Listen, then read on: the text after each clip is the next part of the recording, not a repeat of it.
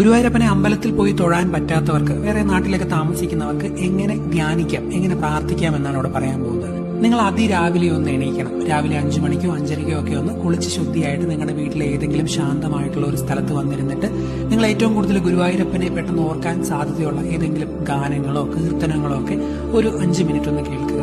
അതിനുശേഷം നിങ്ങൾ കണ്ണുകൾ അടച്ച് ഒരു 21 പ്രാവശ്യം ഓം നമോ നാരായണായ എന്ന് മനസ്സിൽ ഗുരുവായൂരപ്പനെ ധ്യാനിച്ചുകൊണ്ട് പ്രാർത്ഥിക്കുക. ഇങ്ങനെ പ്രാർത്ഥിച്ചാൽ നിങ്ങൾ എന്താണോ ഏറ്റവും കൂടുതൽ ആ കാലയളവിൽ ആഗ്രഹിക്കുന്നത്, ആ ആഗ്രഹം ഗുരുവായൂരപ്പൻ നടത്തി തരുമെന്നാണ് വിശ്വാസം. ഈ ചാനൽ ഒന്ന് സബ്സ്ക്രൈബ് ചെയ്ത് സപ്പോർട്ട് ചെയ്യണം.